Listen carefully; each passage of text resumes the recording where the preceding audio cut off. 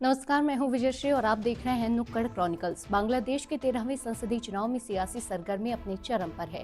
BNP प्रमुख तारिक रहमान ने ढाका में मतदान किया, जबकि पूर्व प्रधानमंत्री शेख हसीना की पार्टी आवामी लीग ने चुनाव प्रक्रिया को नकली और दिखावटी बताते हुए अंतर्राष्ट्रीय समुदाय से हस्तक्षेप की अपील की है। बांग्लादेश में जारी 13वें संसदीय चुनाव के बीच राजनीतिक बयानबाजी तेज हो गई है।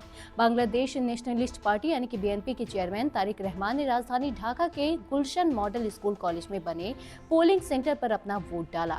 इस दौरान उनकी पत्नी डॉक्टर जुबैदा रहमान और बेटी जैमा रहमान भी उनके साथ मौजूद रहीं। तारिक रहमान इस चुनाव में ढाका 17 और बोगरा 6 दो संसदीय सीटों से मैदान में हैं।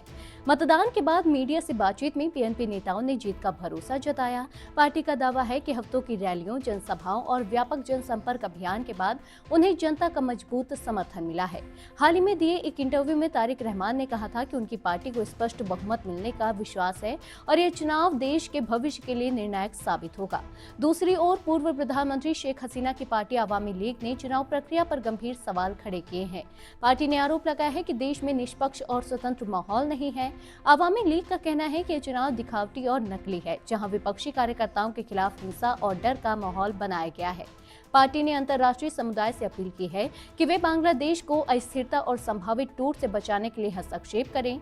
आवामी लीग के नेताओं का आरोप है कि चुनावी माहौल में भीड़ तंत्र, धमकी और कथित उत्पीड़न की घटनाएं लोकतांत्रिक प्रक्रिया को प्रभावित कर रही हैं। हालांकि चुनाव आयोग और प्रशासन की ओर से सुरक्षा व्यवस्था कड़ी किए जाने की बात कही गई है। विभिन्न पोलिंग स्टेशनों पर सुरक्षा बलों की तैनाती बढ़ाई गई है ताकि मतदान शांतिपूर्ण ढंग से संपन्न हो सके।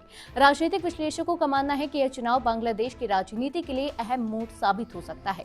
एक और बीएनपी सत्ता में वापसी की उम्मीद जता रही है, तो दूसरी ओर आवामी लीग चुनावी प्रक्रिया की वैधता पर सवाल उठाकर अंतर्राष्ट्रीय समर्थन जुटाने की कोशिश में है। मतदान प्रक्रिया के दौरान देश और विदेश की निगाहें बांग्लादेश पर टिकी हुई हैं। अब सबके नजरें चुनाव परिणामों पर हैं, जो तय करेंगे कि आने वाले वर्षों में देश की राजनीति की दिशा क्या होगी। आज के लिए बस इतना ही। अगर आपके इलाके में कोई समस्या है तो आप चुप मत रहिए, अपनी शिकायत हमें भेजिए। नुक्कड़ क्रॉनिकल्स आपकी आवाज को जिम्मेदारों तक पहुंचाएगा, निष्पक्षता और गोपनीयता के साथ। नुक्कड़ क्रॉनिकल्स, जनता की आवाज, जनता की ताकत।